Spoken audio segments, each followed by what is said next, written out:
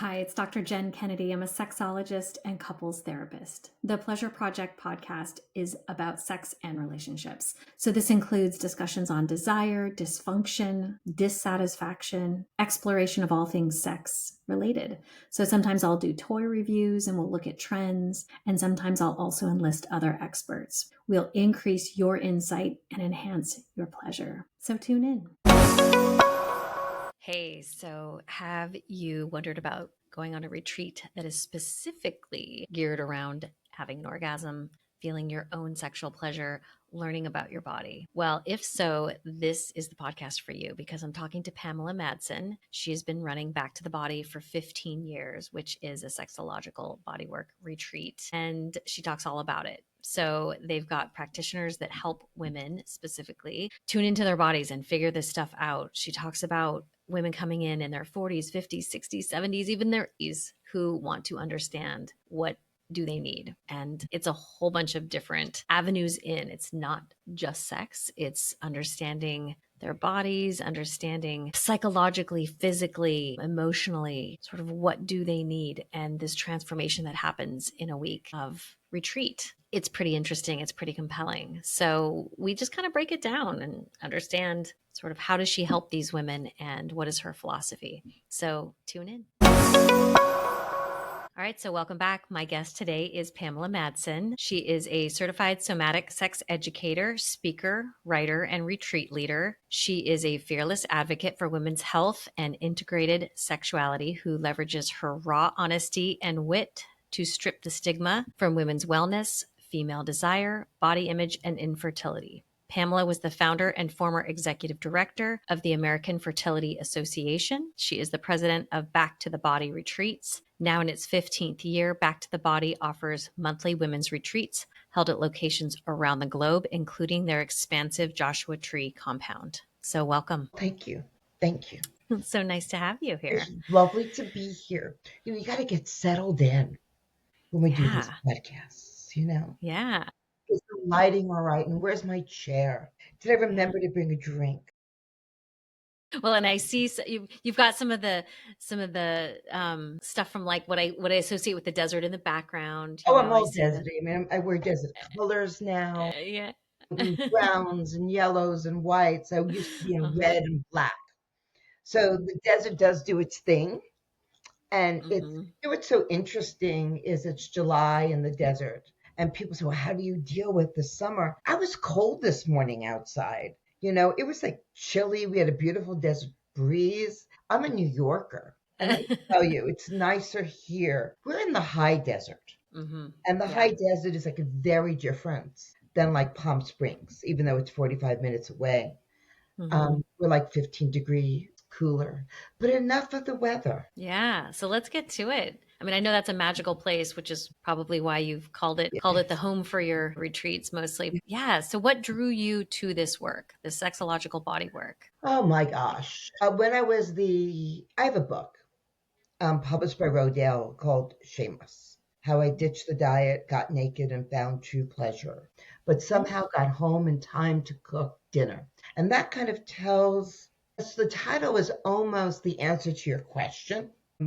I was 40 and a very famous advocate for infertility, supporting people. Wasn't an advocate for the disease of infertility. We all should have that infertility. Right. You should have the treatment. Right.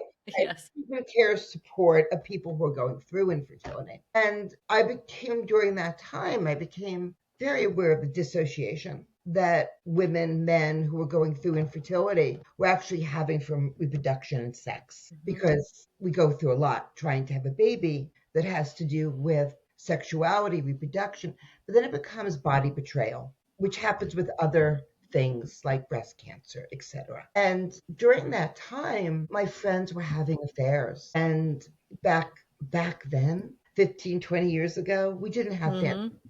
We didn't have, monogamish. We didn't have polyamory. Like that didn't exist. Yeah. At least we didn't know where to find it. It existed. We just didn't have names for it. Right. Well, people called it cheating. Yeah. It was just cheating, love affairs. Yeah. And that was it. And I wasn't going to do that. And I was looking for something different, but I saw my friends having a wonderful time.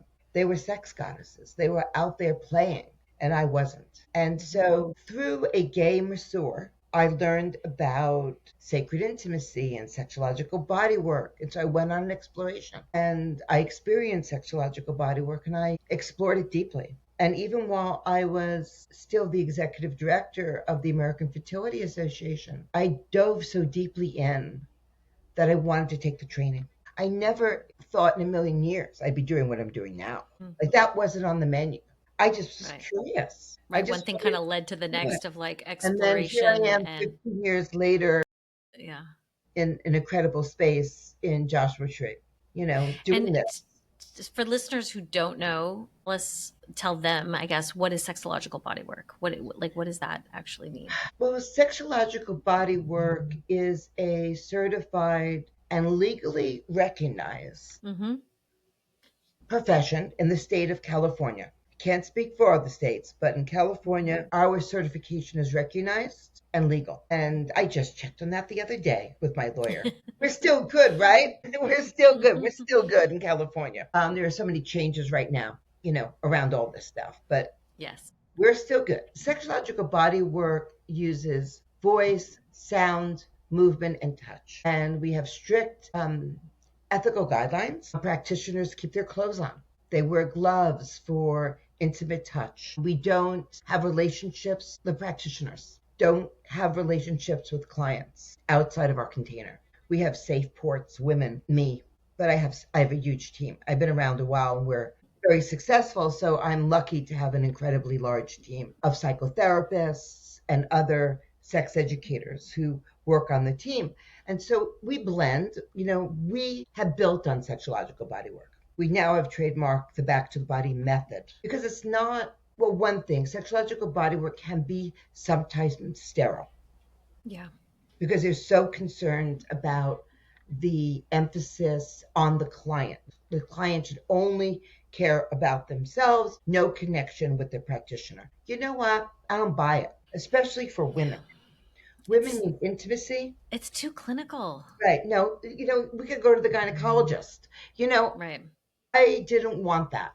And Yeah. so gradually over the 15 years, like we slowly dipped into those waters that, Mm-hmm. we titrated ourselves. Like, how does this feel? How are the women doing? And so now we do eye contact. Scandalous, right? We do eye Mm-hmm. contact with our clients. My practitioners dance with them in a session. They'll cuddle. I love that. They need to be cuddled. And Yeah. sometimes, It's even relational. It's relational, right? That's what we react as humans to touch, to sight, to voice, to right. So you're helping their systems respond. and they learn about boundaries in a really unique Mm-hmm. way and what is real. So, what do I mean by that? What I mean by that is they can be in a very intimate, I'll use the word sacred container with a Mm-hmm. practitioner. And my work is usually with women, and I Mm-hmm. most of the women want male practitioners. We have female practitioners on staff, and sometimes a woman will request to work with a woman. I was wondering about that. Yeah. Yeah, no, we have females. Generally we have heteronormative women or questioning bisexual women who also like men. So Mm-hmm. it kind of works out that way. And so the woman has this experience, this beautiful, intimate, probably, maybe the best touch she's had in her life Yeah. because these practitioners are Epicurean. I mean, they've done more work with women than most sexological body workers in the world because they have these 7-day arcs in immersion and Mm-hmm. they do it month after month after month. So, it's very hard for a male practitioner out in the world to get clients. Women, they get Mm-hmm. men, hard for Mm-hmm. them to get women. Yeah. So these practitioners are unique in their practice. So what I tell women is what you're experiencing in the practice room is real.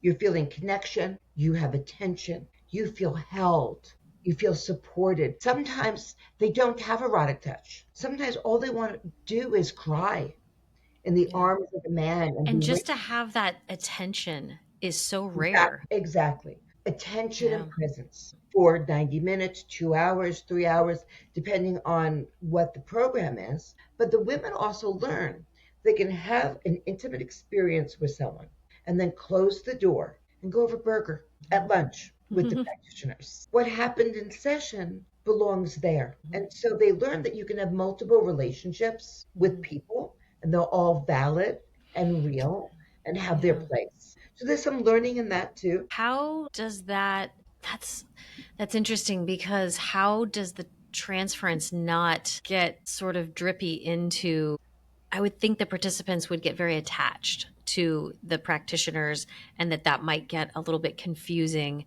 and there might even be some, yeah, like attachment or jealousy or if that might arise. We don't play with jealousy here. Everybody gets Not the same slice of bread. So there's no okay. competition between the women. And in Mhm. fact, sisterhood, we were studied. Dr. Betsy Crane from Widener University published a paper about our retreats. Mhm. And sisterhood was like the number one or number two outcome, Mhm. healing their That's great. relationship with other women. Mhm. So, no, not much jealousy or competition because we figured out how to do that. After sessions, they're met by their safe port and they're brought to what we call the nest with other women that are just coming out of session.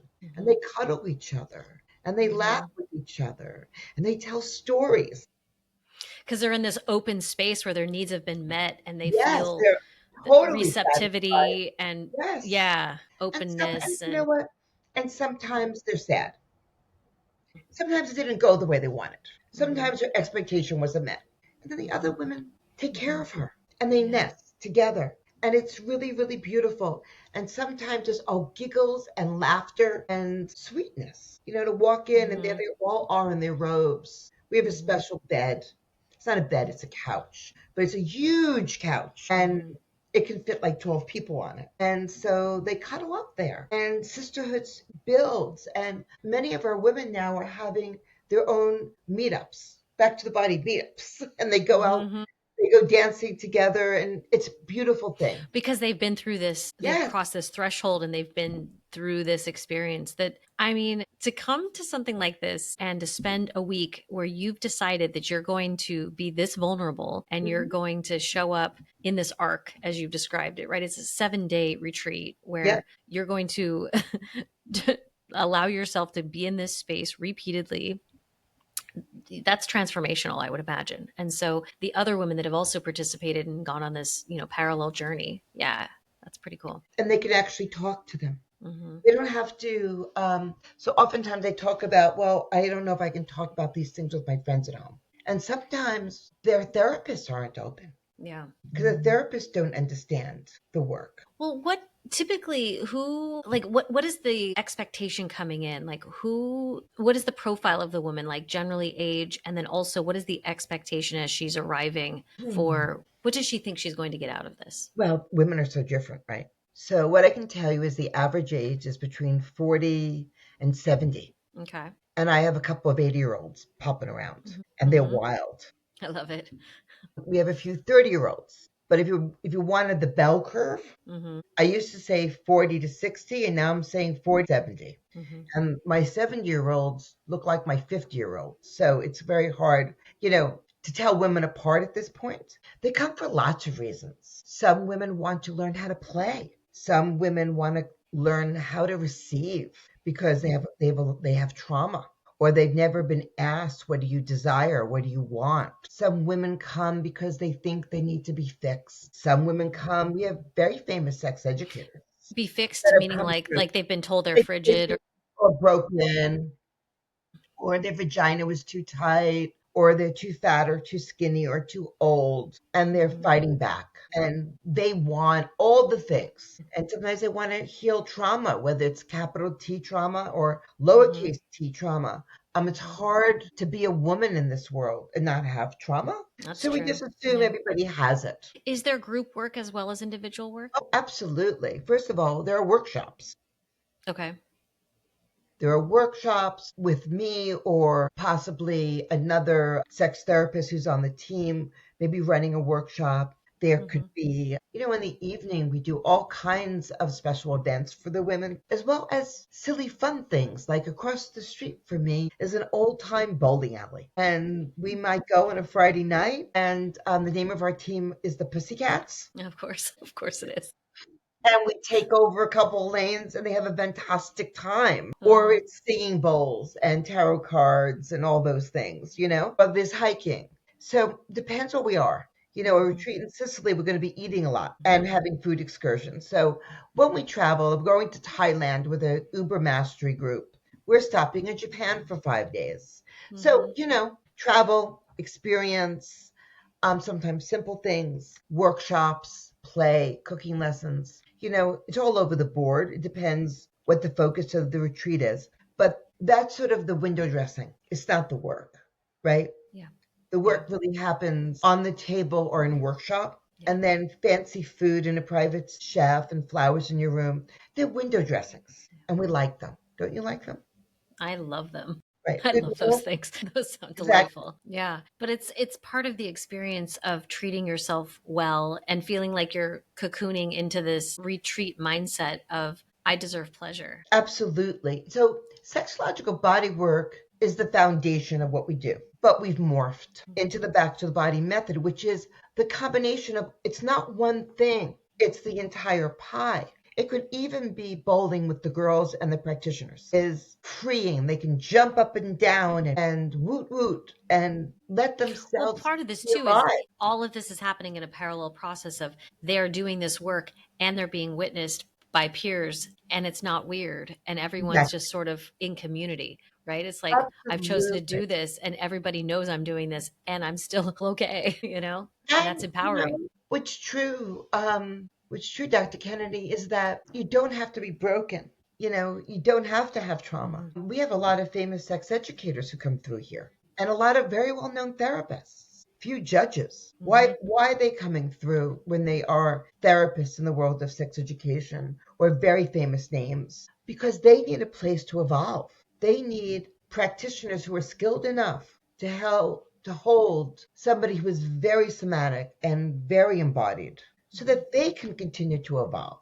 Because Hmm. sexuality and embodiment is not linear. It's just Yeah. not. And if allowed, who we are as erotic beings with our self confidence, with our sovereignty, when we do finance workshops, we just had a 6 month class on sovereignty and we were talking credit cards.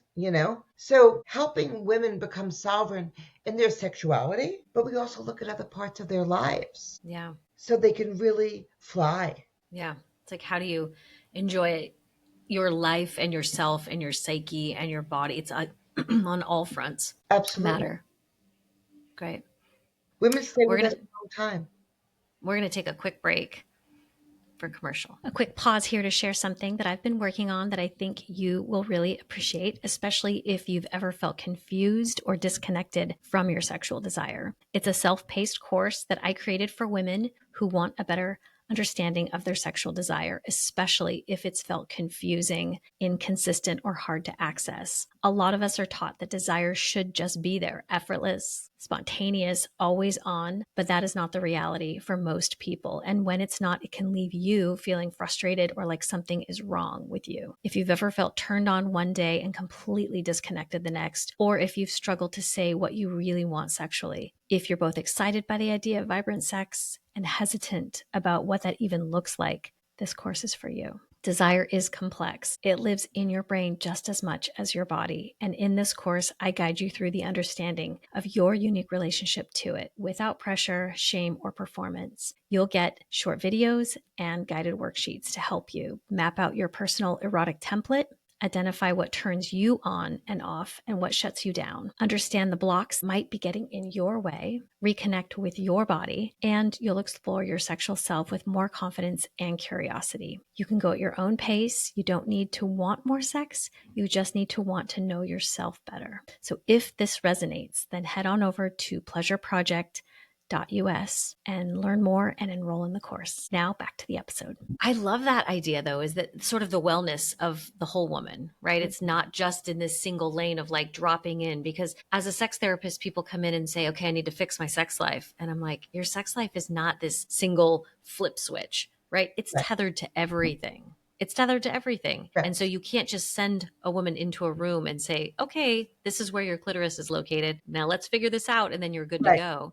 Right. Right. That's why you're wisely saying, no, these practitioners need to assess what's going on. And sometimes it's cuddling, and sometimes it's touch, and sometimes it's dancing and play. It's lots of things, right? To understand what Sometimes she it's needs. we do a thing called clearing of the masculine. So, there's lots of parts. And I think a holistic approach, I think watering a woman's roots erotically is really important. People come in a state often of erotic poverty Say where more they about that. haven't had quality touch in a really long time. Maybe they haven't had sex in their marriage for 10 years. I know, shocking. Clutch your pearls. It's a lot of people in long term marriages. What was hot and sexy isn't anymore. And Yeah. that's hard.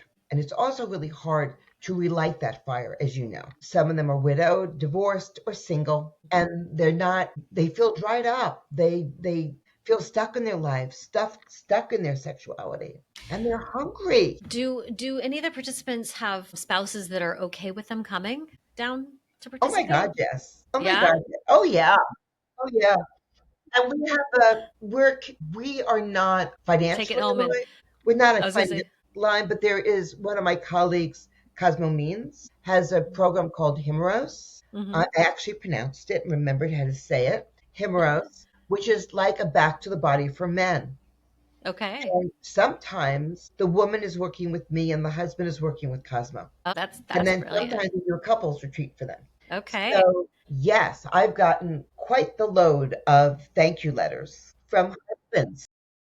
I mean, it makes so much sense if like each can get support, and then they Right, can, or if she can come down and get some information and then come home and have that information benefit the two of them. But it takes a certain type of couple that has enough of an open mind to say, give us some help. You know, right. we need some support. We need to infuse this or invigorate this or inform this relationship because we're stalled out, or we never had it to begin with. And what I say to the women is that the retreat is called back to the body, not back to the partner. Mm. So there's not a lot of focus on bringing it back. What I tell them is don't put yourself in the position of being your husband's sex educator. Yeah. Yeah, because that's a heavy load. Yeah, like don't do that. What is true though is because they've had these experiences at back to the body, they are different. They're moving differently. They're moving differently. He's going to move differently. If she's Mhm. finding her voice and Mhm. she's able, I got fuzzy all of a sudden. I don't know why.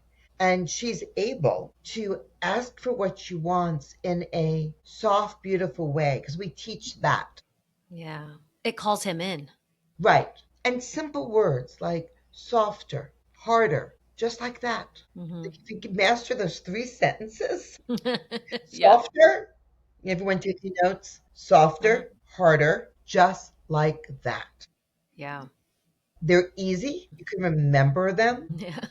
Right. and it improves communication with your lover or your partner, right? So partners do benefit. I mean, husbands have written, my favorite one was, I sent you a Volvo and you sent me back a Ferrari. Oh my Now gosh. I need the guidebook, Right. I need the owner's manual. right? Right. It's like, Exactly. I need the owner's manual.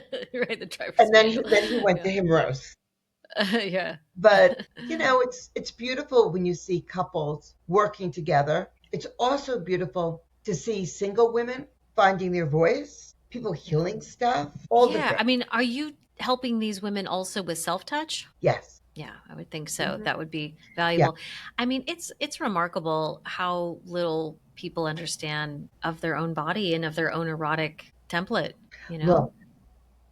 Look, here's like is it really unusual or weird that they don't know their anatomy? I mean, I've been very lucky to work with Dr. Maria Yoloko, who is here in Southern California, whose specialty is urology and sexual wellness. And she's come to the retreat for like an afternoon and talked to the women about how gynecologists don't even know their anatomy. Yeah. And the first thing they do is put a speculum in you and look inside your vagina. And they may not really be looking at your whole vulva.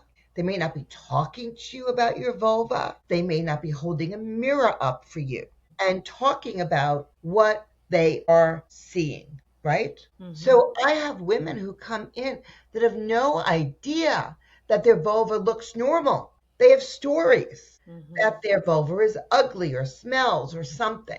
Then they Yeah. get to see, and don't get nervous, everybody. We're not doing a circle thing where people are, where it's, we don't do that. We honor, um, I'll use the word shame and embarrassment. We go slow and it's very small groups. So you may be working with a little pod of 4 people and you might get to see their vulva over an Hmm. exercise and they get to see Hmm. yours and there's appreciation for the different colors and textures that are there. And then they're like, wow, vulvas are beautiful. They're different and I'm okay. Yeah. In Just fact, they're so beautiful. normalizing of the range and variation. And it demystifies, because it does. I mean, it's like there's glances in the locker room. I don't even think kids don't even go in locker rooms anymore, right? I mean, I think in our I generation don't there was some know. there I was don't some know. locker room time, but I don't even think that happens anymore. There is porn is basically all they get access to, and there's this Which is idea that entertainment, not education. right, there's no real sense of like all the range of normal, and nothing is quite right in so many women's minds that there's something wrong with them, and there's like all this whole range of normal. So that's Right. amazing that you give them that in vivo like experience that is Yeah, we just really call empowering. it vulva explorations. But really, many of the women have never seen their own Their private own. parts. Their Yeah. gynecologist has never showed them or talked to Yeah. them. They don't know the names of their parts. You know, the Yeah. locker room experience is different for girls and boys for Yeah. obvious reasons. Yeah, You don't because we're see internal. other women's Yeah. private, yeah, I hate the word private, but our internal places are not on Yeah. display the way men are. Right. And so there's a lot of questions about what is normal. Vulvas are not straightforward. No, they're all tucked in. They're all They're all hidden tucked behind that in, they behind the get wrinkly, hair. you gotta spread them out. It's like, what's going on in there? Where is it all Exactly. located? Let me put Yeah, my it's headlight on. confusing. I Uh-huh, know. And if we don't understand it, how the heck are partners supposed to understand it? You exactly. know? And sometimes with men, or yeah, I'll just say men because female partners know differently. Hmm. Sometimes with men, they think because they're successful erotically with one woman in their past, that That they it know should women. line up. Yeah, they It will. should be good with Well, everybody. it's more about they think that what she liked, you'll like. So I touched this woman like this, and she loved it. So I'm going to bring that to this woman Hmm. instead of taking the time to learn what actually gives the woman they're with pleasure. Right. So if you've been with a woman, you've been with one woman. You've not been with a tribe of women. And Right. lovers need to take the time to get to know a woman's body and take the time. If you have men who listen to this podcast, take the time to praise her vulva, kiss her, tell her how beautiful she is, admire the colors of her vulva. You know, they take the time to have that woman know that you love her or you want her and you're present to her. Yeah. Makes such a difference. Yeah. Because I feel like that's not a message we get a lot. It's there's this objectification, but not this adoration and appreciation, which is what you Exactly. just And so articulated. giving women those experiences of being adored, to feel that in their body, Hmm. helps them understand what it is they actually want and what they're looking for and what it feels like. Hmm. Because a lot of them will have experiences that they never had before in their life. Yeah. And I Well, think and also so much of this is a mind body connection. So yeah, feeling the appreciation, yes, there is a technical skill in mm, being a good lover, but it's also a relational skill, absolutely. Intimacy. right? Can you make Yeah. eye contact? Some women come in and we're like, okay, let's see if we can get her just to hold eyes. It's not eye gazing. That's not what I'm talking about.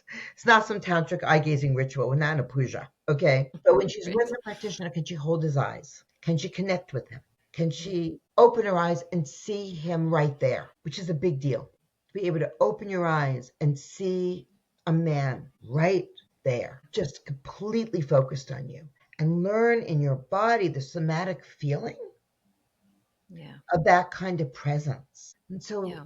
you watch women transform over a week. Well, it's almost like too, like taking ownership over that experience, right? Rather than just sort of having a severance of you are on my body versus you are with me in this exchange, right? It's a Right. very different type of experience that I think a lot of people don't understand. And I mean, I remember years ago having a lover for the first time hold eye contact in the way you're describing, and I was like, whoa, that's different.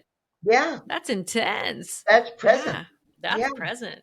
yeah. Yeah, And then how yeah. does That that feel? You know, to be that was so needed. electrifying. Absolutely. Yeah. And we're not used to that. We're used to Mm-mm. the quiet and quick rule. Mm-hmm. We're used to, self pleasuring under a blanket Yeah. and Yeah. do it quickly so you wouldn't get Mm-hmm. caught, Well, and lights out being even like your eyes are closed, right? Right, Dark, lights out, right. like yeah. And so to have it be, in the light. Mm-hmm. And there is a use for blindfolds. Mm-hmm. Yeah. And Yes. there's a use for getting lost just inside your own body. There's a use in the exercise of connecting with another.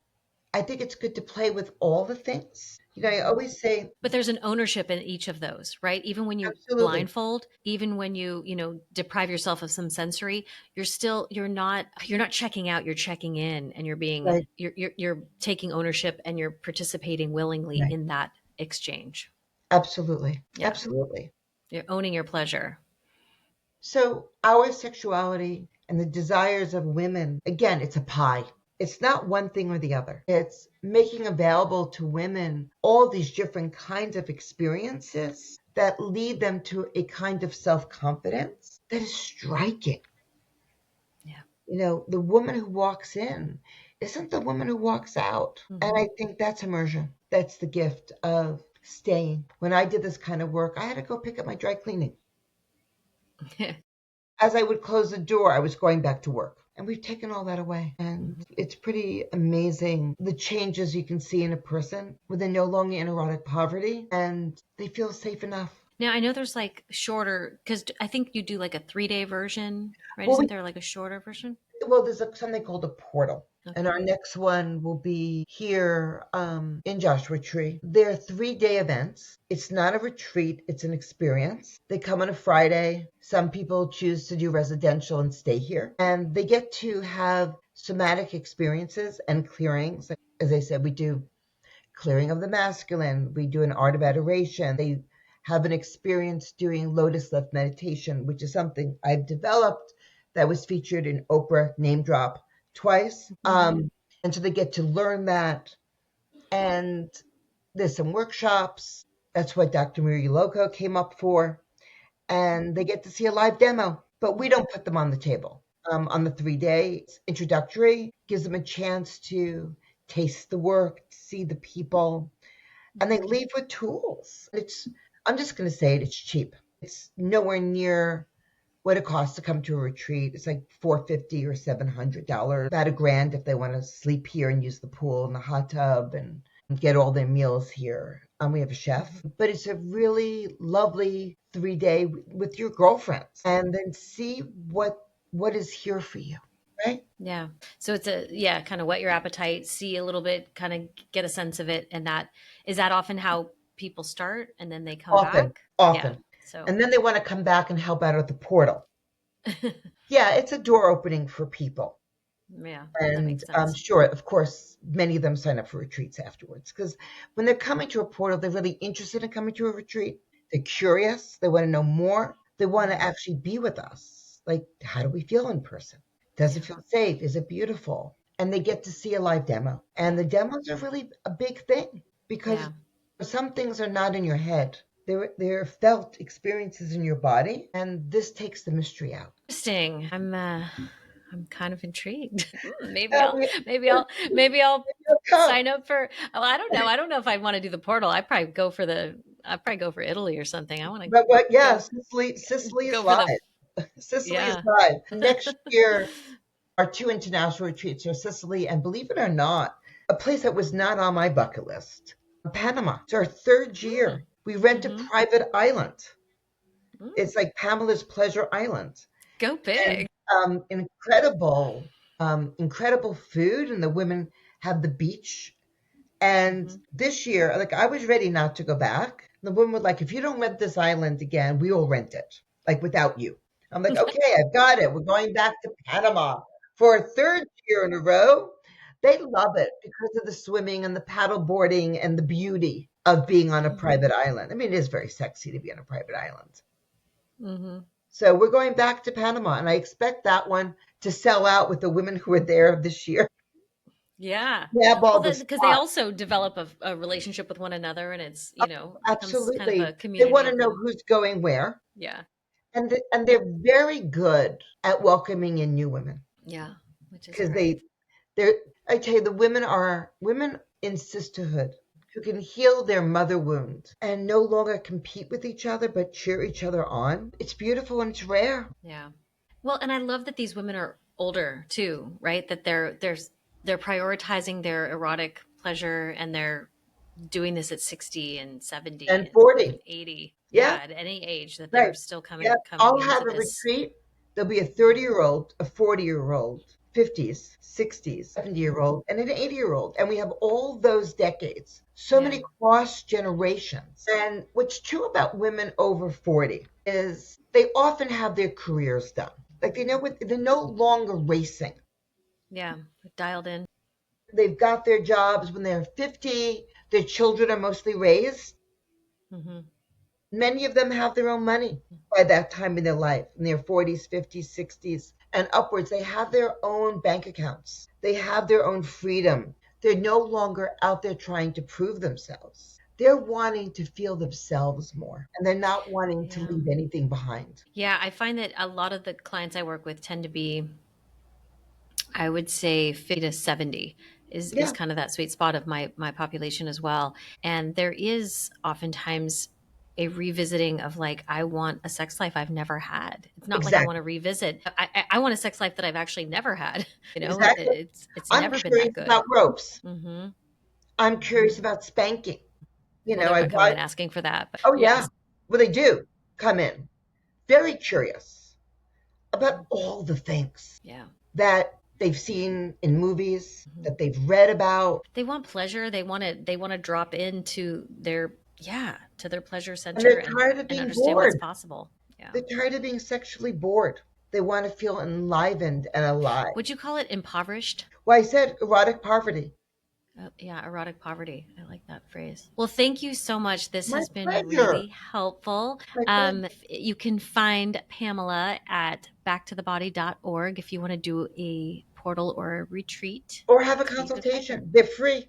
Yeah, And you can find me on social media, on Facebook, and on Instagram at the Pamela Madsen. And thank you so much for having me. absolutely. And we'll put all this in the show notes for you too. Hey, it's Dr. Jen. Thanks so much for tuning in. Please leave us a review and leave a comment if something struck you. We'd love to get the feedback. It really helps the podcast. And if you want to reach me, go ahead and direct message me on Instagram, or you can reach me at jen@rivieratherapy.com. Thanks.